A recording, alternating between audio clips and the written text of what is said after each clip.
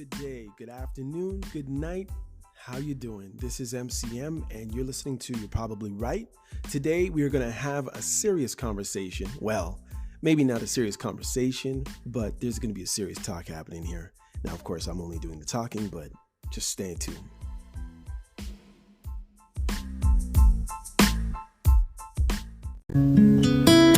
I can't seem to help.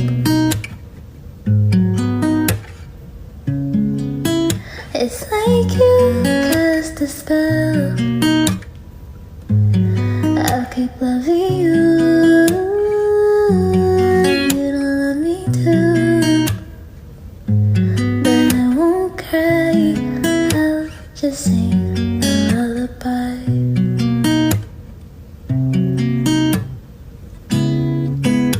You moved on already, and I know I gotta be strong. You said that you love me forever, but I guess that's gone. And I can't seem to hide all this pain I feel inside.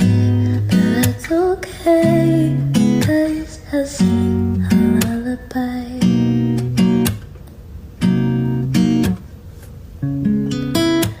I can't seem to help.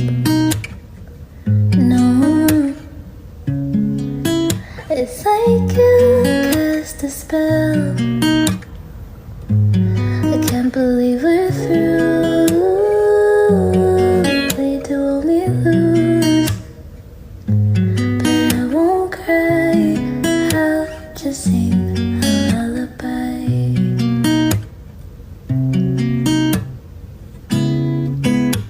You moved on already, and I know I gotta be strong.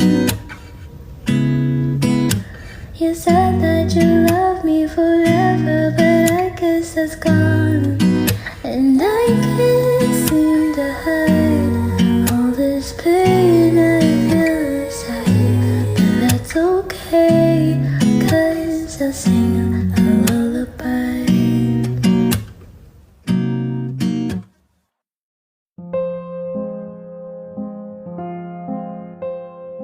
Hey, what's up, y'all? This is DJ MCM, or just MCM, or just DJ Dosey, whatever's good for you. But, well, you probably can't spell the second one.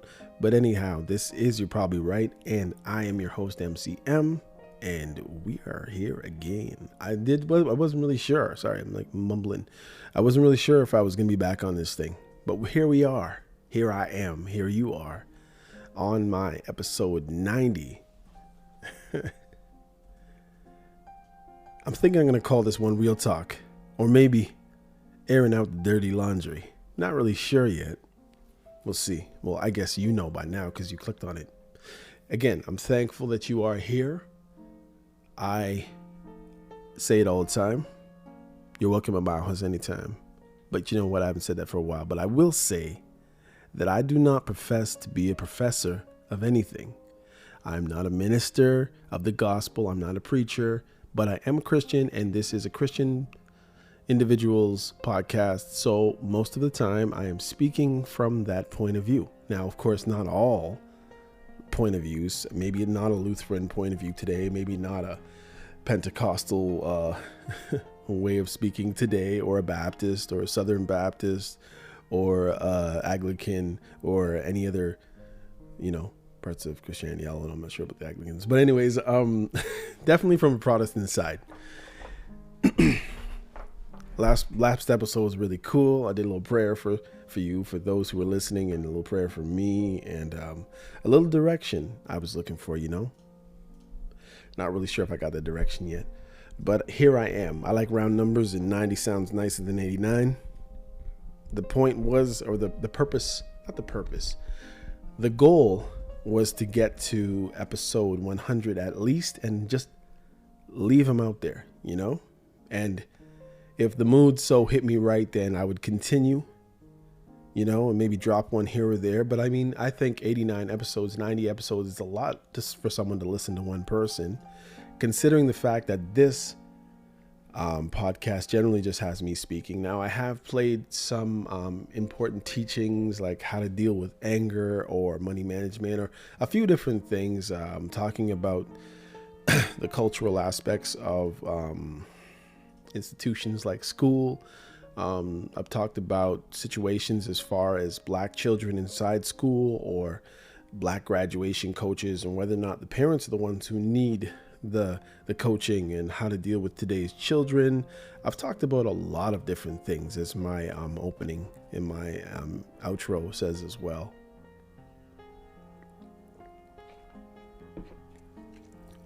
This will be one of those episodes where I take those second sips of my Coca-Cola, my Coke Zero. It's cool, man. It tastes good. It tastes better than the real thing, in a sense. I mean, it probably took me about 2 cases to really get used to the taste and rather actually have that taste than the regular Coke.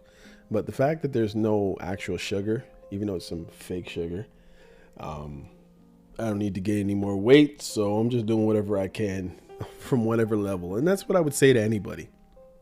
If I were to open up and start anything today, I would say, listen, you may not be able to do what people think you should do when you should do it, but you might be able to, or rather you are able to do something when you are able to do it. Now that sounds like a big mix-up thing, but I will just clear it up for you. Basically, what I'm saying to you is, if you happen to be 300 pounds and you're 5'3" and you can't run down the road, maybe you can walk. If you can't walk down the road, maybe you can just get out of the chair and walk around the house. If you can't do that, then maybe you can change your eating habits and your sleeping habits. And if you can't do that because you just love a lot of food, then maybe you can change the type of food that you eat. And if you can't do that, maybe you don't control the food, or maybe you're just on a tight budget and it's carbs, then try to get the better carbs.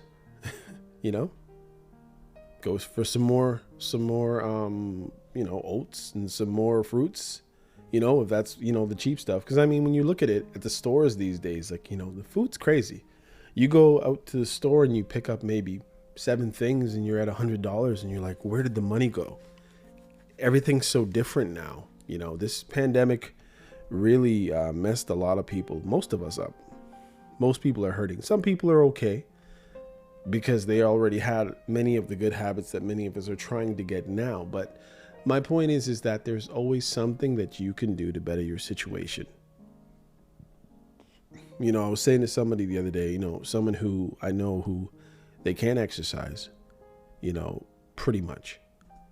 I mean, there are little things where they can walk a little bit down here, a little bit down there. They can do a little bit of this, a little bit of that. But I mean, that what factors into their decisions is also sadness. They have a sense of hopelessness, and that factors in big time. Everybody knows, even people who are a lot fitter than I, I've been in pretty close to tip-top shape at points in my life. And even then, sometimes you lack the motivation to do what you got to do. But anyone who has been successful for any length of time can tell you that the fact of the matter is, people who are successful don't only do things when they feel like it. As a matter of fact, most of those people who are successful at anything, whether you're a YouTuber, whether you're an athlete, whether you're just going to the gym and trying to lose weight, whether you're trying to gain muscle, whether you're just lifting weights and, just trying to pump iron to, do something with that skinny body. Maybe you shoot bow and arrows. Maybe you bowl. Maybe you cut the lawn. The point is, there'll be times when you're really raring to go and you're really ready to cut that lawn as beautiful as you possibly can. And then there's going to be times when, there was 5 rain days, torrential rain days, and then you have sun and that lawn is so long and you're like, man, I don't feel like doing it, but yet I want to have that beautiful lawn on the block, but you don't feel like going out. Maybe your back's hurting or whatever the case is. The bottom line is you get out there and you do it, and you do it to the best of your ability that day. Now, maybe normally you would be on top and like owning it, and you know, you got perfect stripes going on and everything, and sometimes you're just going to be able to just cut the lawn. And that's what we have to learn as people. You're not always going to feel like it. Sometimes you just have to be stoic. You can't go according to your feelings. If you go according to your feelings 80% of the time, it's not going to make it. What's going to end up happening is if you only do things when you feel like doing it, you're going to find yourself treadmilling a lot of the time until you get over that hump. And that's basically what it is. When people say getting over the hump, it's pretty much, it's the days that you really don't feel like going into work. It's the day that you don't really feel like waking up at 5 a.m. It's the day when you want to get off whatever it is you're doing for half the time that you usually do it, because you just don't feel like it. Now, a caveat to that is sometimes you have to alter your plan. And it's not calling it quits on your plan, but sometimes you need to alter it. So sometimes instead of doing this, you should do that. You know, how can I say it? Maybe you usually kill it and you go, maybe you do 10 kilometers running, or maybe you do 5 kilometers. Maybe every once in a while you need to go 2.5 or 5 kilometers and then hit something else or switch it up. Now, maybe you do 5 kilometers on a rowing machine, which would take you approximately 20 minutes. You know, 18, 17 if you're really, really good, and 23, 24 if you're not that good. But maybe you need to go 2.5 kilometers on the rowing machine, and then maybe you hit the rest on an elliptical, or, you know, maybe you divide it between a step or an elliptical or a treadmill, you know, like that kind of a thing. Now, I'm not saying that I'm a proponent for cardio, because apparently cardio doesn't really work for a long time, is the best thing that I could probably tell you from my own experience. But mix it up. You know, like someone said, I think it was Denzel Washington, if you're gonna fall forward, don't fall backwards.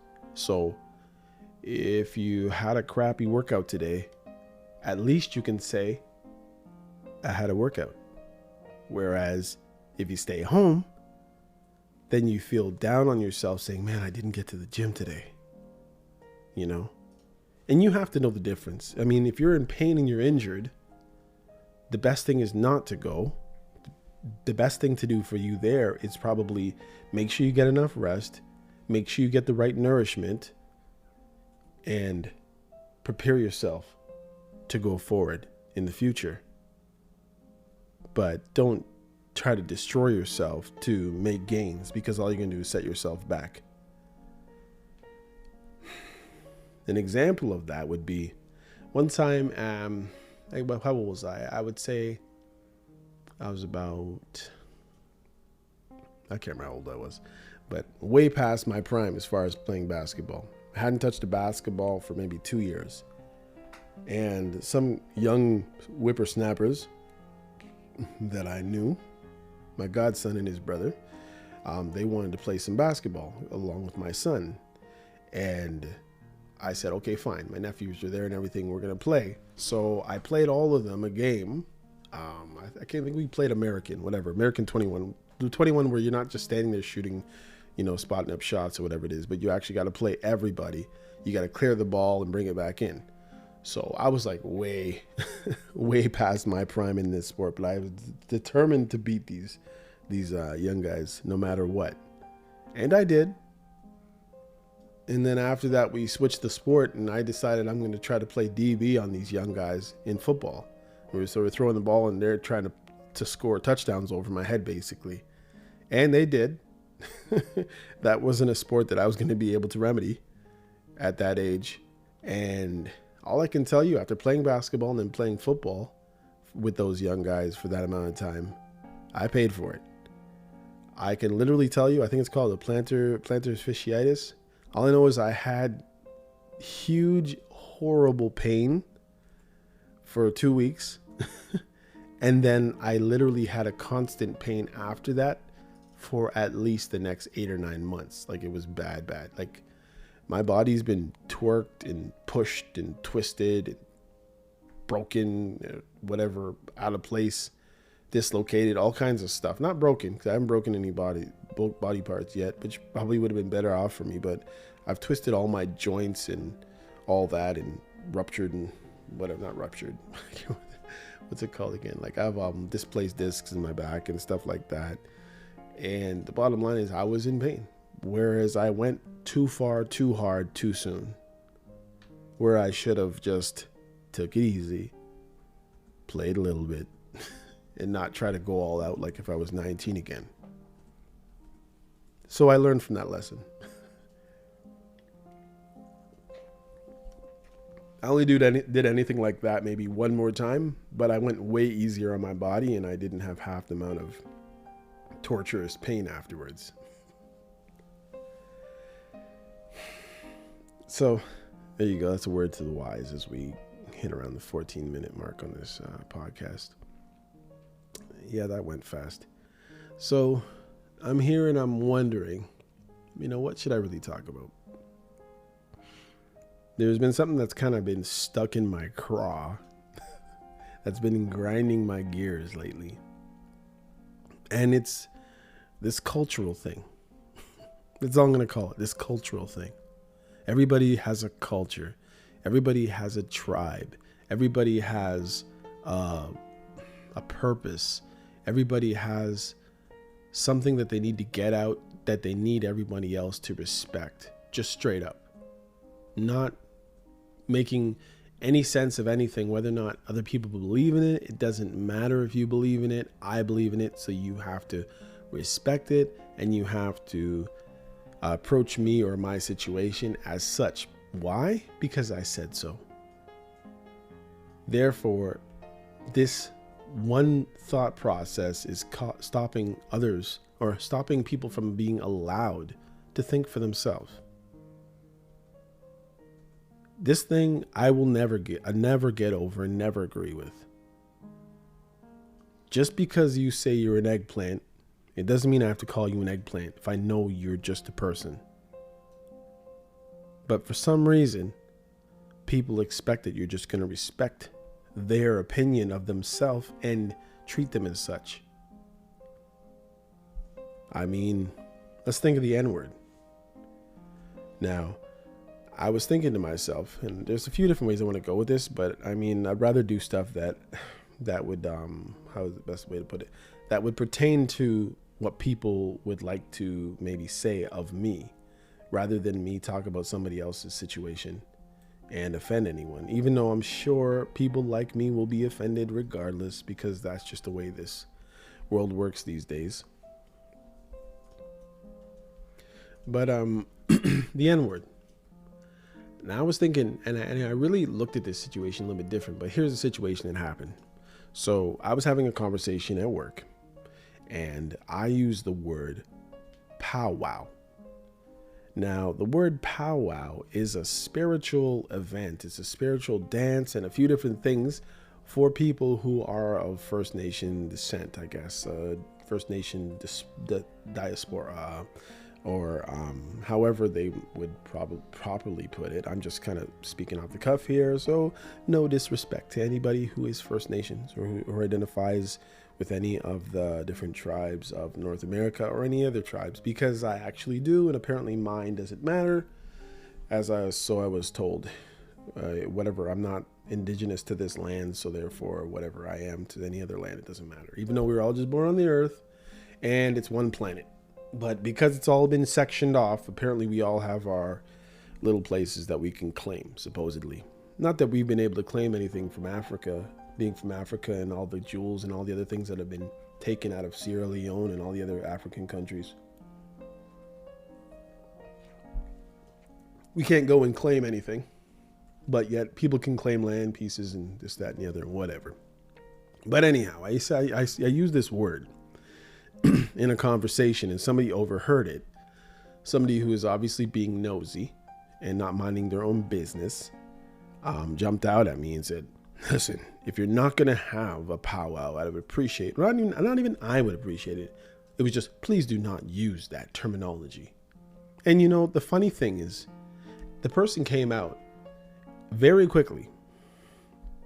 You know, they threw their COVID mask on and they came out and jumped out at me and spoke it loud enough for anybody else in earshot who would have heard to, you know, put me in my place. But what they didn't know, I had already corrected myself to the person that I was speaking to, but they just got something stuck up in them and they needed to come and let me know what was the proper thing to do. And the proper thing to do was not to say it at all, apparently. Now, this is all fine.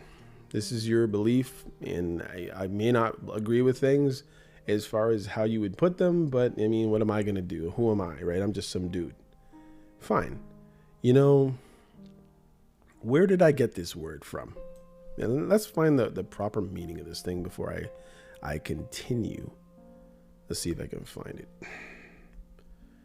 Just for the sake of it. So let's see. What is a powwow? A powwow is a gathering with dances held by many Native American and First Nation communities. Powwows today allow indigenous people to socialize, dance, and it goes on from there. And this is just Wikipedia, right? Let's see it says, what is powwow slang for? A powwow is to have a quick meeting. People powwow when they meet to discuss something. Originally, powwow was a Native American term for the type of meeting or council.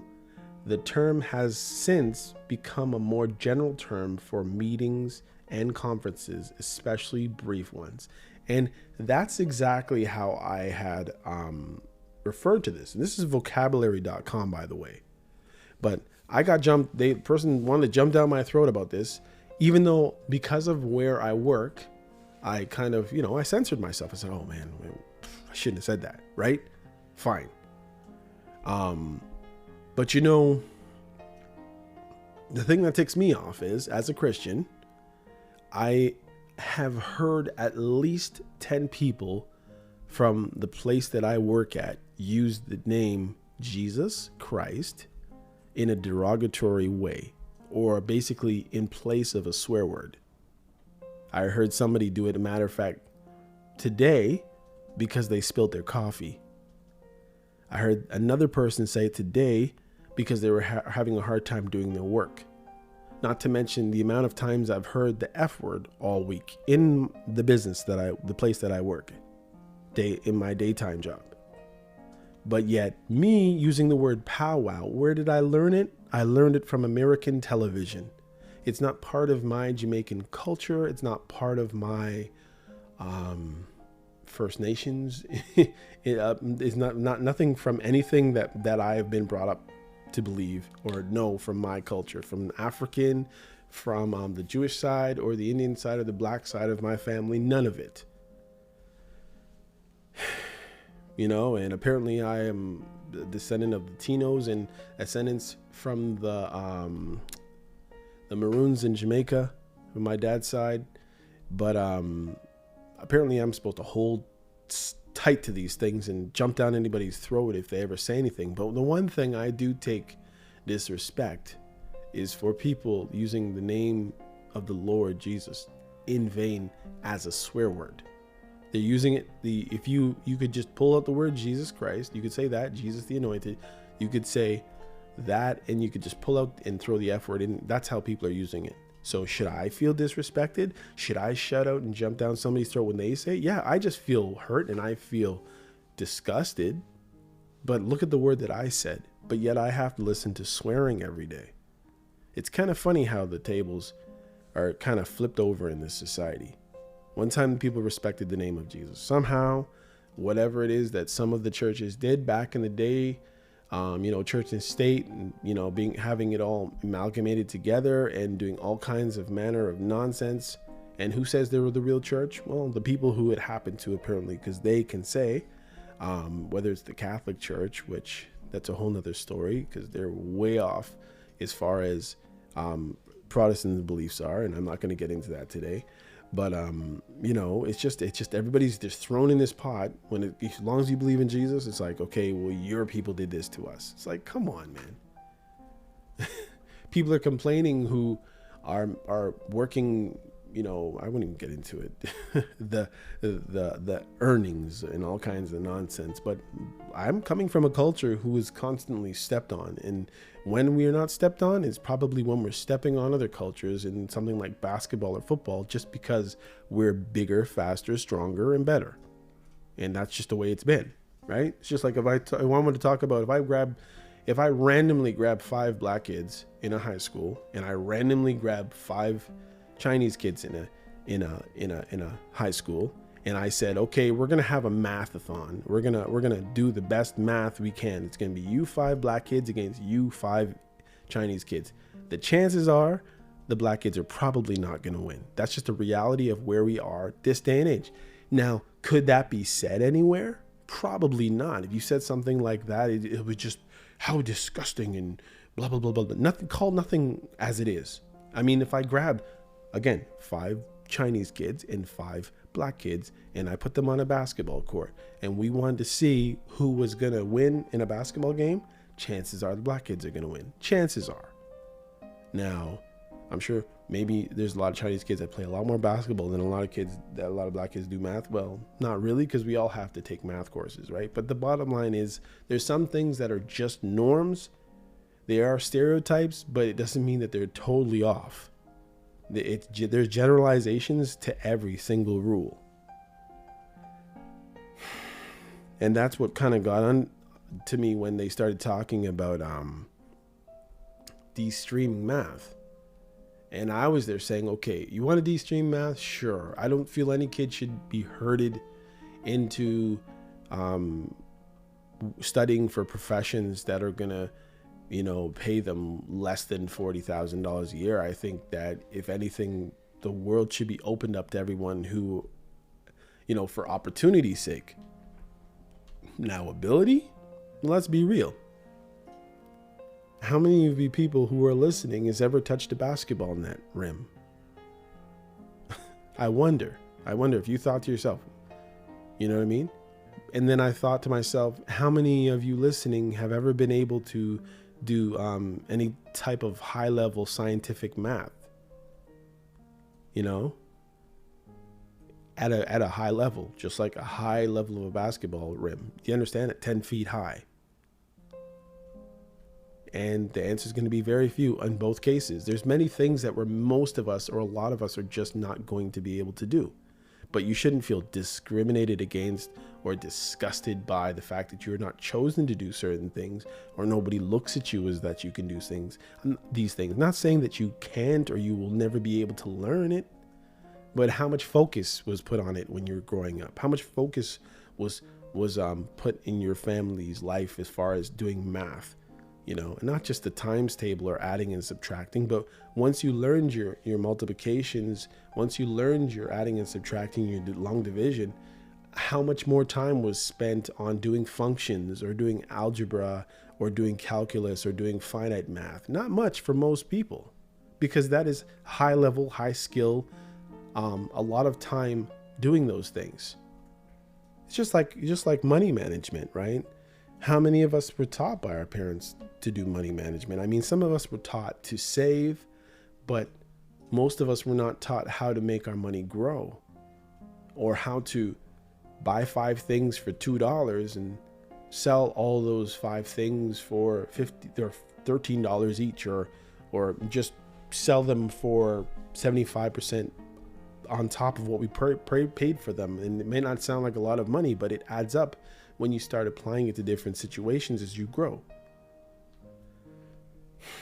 We've been told not to waste our money here or there, but there's still, I heard a what do you call it? A teenager say it the other day, my plan is to get a job, save my money, and get rich. And most people who have enormous amounts of money didn't just work a 9-to-5 job, save their money, and get rich. It had to do with investments. It had to do with getting blessed. It had to do with hard work and figuring things out. You can't just go and, unless you're gonna get some job that's like you're putting on the caps, the hubcaps on the space shuttle. You're not just working a regular 9-to-5 job and getting rich. That doesn't happen. Now, you can make good investments. You could buy a $60,000 house. Now that you can't really now anymore, but whatever okay, let's say a $560,000 house, and you can fix it up to be looking beautiful, and maybe you can flip it for $870,000, and you can do that 5 times, and there you got $1 million on your hand. It's possible. And that's if the rules that are applying at that time apply to you, because what I've realized is the government keeps changing rules right now as we speak. And I've already spoke about this, I was thinking about our pensions, and I was saying, at my age, something tells me that when I mature and get to 65, something tells me they're going to pull the age of retirement like a person would pull a carrot from a donkey. So you're going to get to 65, they're going to say, you know what? We're going to have retirement at 68 now. And you know how pissed off most people are going to be? Probably as pissed off as the people who it's happening to right now in Paris. They've changed the retirement age. So you sat there for 30, 40 years at your job thinking, oh yes, I'm 65 now, I'm going to retire. And they said, oh, sorry, you got to wait 3 more years to retire. You know what that would be like? That's why the outrage is happening. But most of the people in North America don't know this is happening, and most of the people in North America don't know it's probably going to happen to us as well, sooner than later. And it's funny. I was thinking of that narrative of them talking about there was apparently some ship. I don't know if you remember when the pandemic was going on. If we had a pandemic, nobody really knows. But while COVID was the rave and the storyline for everything, while people were sitting there listening to see what the counts for the amount of cases and whether we're going to close down their job for the week or for 2 or 3 months. And we're constantly on this thing in Toronto called CP24 and looking for 26 and a positive rating of 5. We didn't even know about these things 2 years ago, but we were just listening like we were listening for the scores at a basketball game. And as soon as we got to 38 cases yesterday and a 6.3 rating, shut everything down. Bottom line is, that's what happened. Most of us don't really agree with what happened, but it happened. Bottom line is, they started talking about some barge, some huge ship that was holding all of this merchandise. It was apparently clogging up one of the waterways, and therefore none of the products that we would normally enjoy and use in this part of the world were able to get out, and that was going to cause a slowdown in everything. Apparently that one barge clogged up everything for the whole of North America. And we're hearing stories of them throwing out chickens and killing cows and not giving the food, not sending them to slaughter for food, and doing all kinds of stuff, slowing down everything and making everything rise as far as supply and demand. So shortening, some people say that they're purposely slowing down productivity so that they can raise the prices for less material and basically still rake in that same amount of money somehow. But I don't know. And I know I kind of switched off the powwow conversation, but my point again, I'll go back to it a little bit, is if somebody used the word nigger. Now, if somebody says the word nigger, to me, chances are I'll knock off your head. And that's just me. I'd probably get offended. And if I wasn't thinking right at the time, maybe I would. Now, if it was another black person, now, even though we are not niggers, and, nigger apparently means to be ignorant and unlearned, but people have used it as a name for black people. Let's look it up in here, because I don't really spend time on this nonsense, but might as well. Let's see. Nigger. It's a noun, And look, it says a contemptuous term for a black or a dark skinned person. This is what it says right in Google. So it doesn't actually tell you the word. It just says, well, how it's used in society. That's nice. And let's see what Wikipedia has to say. It says, in the English language, the word nigger is an ethnic slur used against black people, especially African Americans, starting in the 1980s. Ooh, really? That's nice. I don't think it's when it started, but whatever. I guess it was just a big deal at that time when I happened to be a kid. But yeah. But my point is, if somebody said, another black person said to me, "Y'all, man, you my nigga," I'll be like laughing my head off and be funny, probably. You know, depending. I mean, I rarely ever heard anybody say it from my community to another black person and try to say it in a derogatory in that way. Now, there's different ways of saying it in the different cultures and backgrounds within the black diaspora, but generally not a big deal. But if we do hear somebody say it who is from out of the culture, now listen, you can be in earshot of somebody saying it outside of the culture and somebody will probably cheat you never to say it again. And then there's some of us who, if you say it off to the side as well, man, good on you. You're not calling anybody. You're just saying the word. Okay, you took a chance and, you know, it slide. Somebody let it slide. Now, maybe you said it to somebody, around somebody who you knew you could physically overthrow if push came to shove. Or maybe you tried saying it to somebody you know could knock your block off. Chances are that won't happen because, you know, if you know how it is, people will size each other up, and generally you know how to speak in the right places the right way, and people who slip up tend to get beat down or whatever the case is. Sure.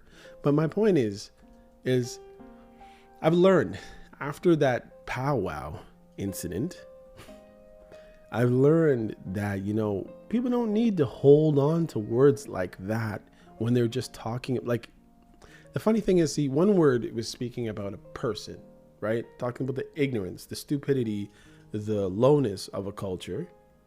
And the other one is talking about a spiritual or a cultural gathering, a ceremony, that kind of thing. So, I mean, that's like saying that a Christian should get angry when maybe a white person says, "Let's have some church," in a vernacular that would connotate like a black person, because people do it all the time. You know, people say all kinds of stuff about take things from the black community and use them in regular culture, and we're supposed to take it. Like when I'm walking down the street and somebody says, "How you doing, brother?" And you know it's not brother as in I'm related to you. You know it's not brother as in they're a Christian also, because how do you know? It's just they just use it because it's like your brother, man, black. They'll say a black guy. They'll say, yeah, it was a brother who did it, and you know exactly what they're meaning. They're meaning it's a person who's looked like they're African descent. They're a brother, and you feel it's okay to call his brother that way. Or when you know you've been to Jamaica one time, and all of a sudden now you seeing your black friends and you're saying "Yaman." You know what I mean? Those are cultural. You know what I mean? Like, who says it's cool? But people do it all the time. And my point is like, yeah, I look at somebody calling me a brother. I had one brother and he passed away. Now, I don't really want people just randomly, like, I don't know if you're a believer in God, and most of the people who I hear say it to me don't really seem like they're any type of Christian brother to me. They're just saying it culturally again. But sometimes these things, they just get mixed up in people's mouths. And the point is that the way I have learned even the word powwow, I learned these things from Fred Flintstone, from Bugs Bunny, from Abbott and Costello, from Three's Company, from The Facts of Life. You know what I mean? Like the different places in American pop culture and television and stuff like that. And it's not a way that I was saying it in a derogatory way. I was just using it the way you heard me read it right from the internet. You know? And it's funny how we say that, Wikipedia has the word nigger, but let's see what it says about powwow, because I don't think I read it from them. Let's just see where their term is. I think I read it. Yeah, let's see. It says a powwow is a gathering and a dance held by many Native Americans. Yeah, so I did, and that's what they're just telling you what it is. Whereas when you look at the word nigger, they're telling you how it's used in a hateful way against black people, but they're not actually giving you the true definition. Let's see if I put in that and I say true definition, because somehow it has to be broken down. Nope. No matter how you look at it. Merriam-Webster, nigger definition and meaning. The meaning of nigger is, okay, here we go. It is plural, niggers, of course. It says offensive, see usage paragraph below. Used as an insulting and contemptuous term for a black person. That's how it's used, but that's not the definition. You see, this is the funny thing about some of these words and how they're even putting them even on the internet here. Offensive. Let's see. Used as an insulting, contemptuous, blah, blah, blah for a dark-skinned race person. And we got 3. Often offensive. A member of a class of group of people who are systemically subjected to discrimination and unfair treatment. There you go. At least they took our skin out of it. But it is, let's see. It's time for somebody to lead all of American niggers, all the people who felt left out of the political process. Ron DeLumes. Okay. Anyhow, I'm going to go farther into the word nigga. Well, it's not nigga. It's nigga. It's nigger. Okay. Nigger is an infamous word in current English. Oh, here we go. So much so that when people are called upon to discuss it, they more often than not refer to it. It's euphemistically as the N-word. Yeah, even people are even scared to say it now. It's the N-word. In sense 1 and 2, the word ranks as almost certainly the most offensive and inflammatory racial slur in English. Imagine. Because they know that you're going to get your head knocked off your shoulders if you say it, if you're the wrong person. And sometimes you're the right color, supposedly, and you'll just meet the wrong person. A term expressive of hatred and bigotry. Sense 3 is also now rarely used and is often considered offensive. The word self referential uses by and among black people are not always intended or taken offensive. There you go. Although many object. Yeah, there you go. See, many do object to the use as well. And you never know who those people are going to be. Well, usually you can smell them out, but generally you don't. But it's used by a person who is not black. But it's used by a person who is not black to refer to a black person can only be regarded as a deliberate expression of contemptuous racism. And that's where the ass woman comes out. Let's see what else they got. There is a widespread belief that the original meaning of the word nigger as defined in the dictionary was, there you go. It took this long to find this proper definition, supposedly. This is what I learned before, but it's taken 5 different sites to say this. Okay, I'll start over again. There is a widespread belief that the original meaning of nigger as defined as in a dictionary was an ignorant person, period. There was no color, no race, no culture, nothing on it. It was just, you're an ignorant person. That makes you that way, right? And a related belief that the current dictionary definition describes it use as a hateful racist epithet or a recent change. We do not know the source of those beliefs, but they are not accurate. Okay, here we go.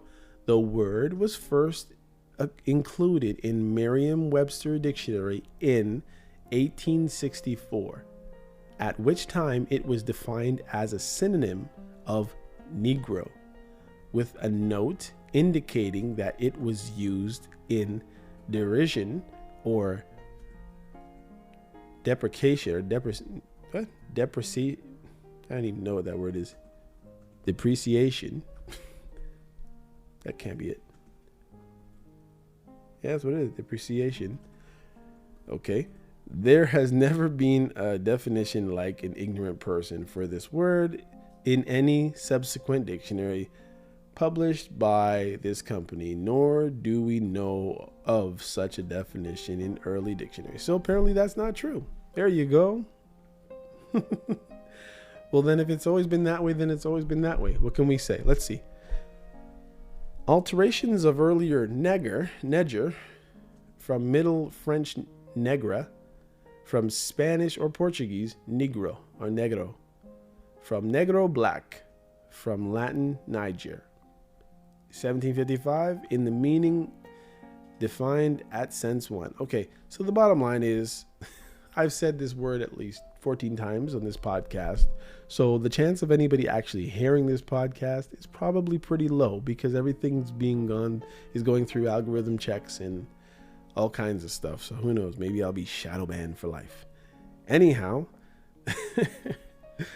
this episode hopefully didn't offend anyone. And if it did, it shouldn't have. But maybe if you think I was out of line for using it, then guess what? You're probably right. But that's okay because that's the name of my podcast.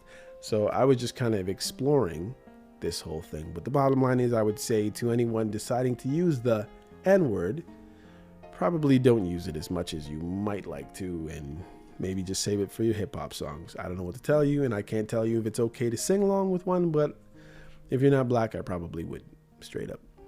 All right. So this has been a nice, I won't say that word either because it'll probably be a problem. So we'll just say, have a great day. I thank you for coming out. I hope to see, or I hope you hear me again. You never know. They may pull me off of the airwaves for saying that word too many times in this podcast. But it is my podcast. And anybody who would like to take me off of this podcast, let's just say this.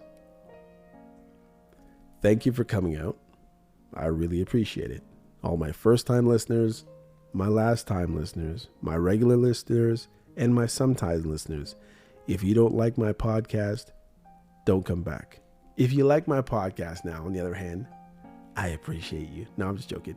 You come back as you feel and as you wish, and I appreciate all of you. Whether you come for the wrong reasons or the right reasons, I'm just happy that you came at all, and that's really cool. I pray that the Lord blesses you in whichever way that he wishes.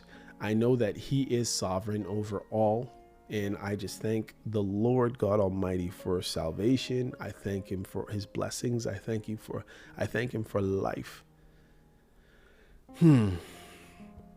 There's so many things that we have to be thankful, and we should be thankful for, but many of us spend our time being ungrateful and desiring more.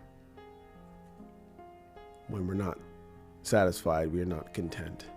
Well, Lord, I just pray that you'd help me not to be covetous. I pray that you'd not allow me to have contempt in my heart for people who are doing better, and especially for people who are doing worse, and I have no clue. So therefore, I pray that you'd let me not have contempt for anyone in my heart. I pray, Lord, that you'd forgive me for all of my sins, and as I forgive those who have trespassed against me, I pray that you'd forgive me for my trespasses against you, because to you alone am I sinning. Because you are the only one that is righteous, and you are the only one that's sinless. And I just thank you for everything you've done. I pray that you'd help me to bridle my tongue. The tongue in the Bible is the most unruly member of our whole body. It does what it wants. It says what it wants. And then most of the time we are either embarrassed, insulted, or disciplined for the words that come out of our mouth. I just pray that you'd help me to speak proper words. Help me not to retaliate when my brain shows me where people make their mistakes, because I know that no one is perfect and we were all born and shaped in iniquity. I pray that you allow me, give me the strength to forgive those people who offend me, and allow me to forgive those who even offend the name of my Lord Jesus. I thank you for everything. Yo, if you came out today, I think maybe you could I pray that maybe you drop a line to somebody. Let them know, I'm out here. This is MCM, and this is You're Probably Right podcast. Thanks for coming out. Peace out.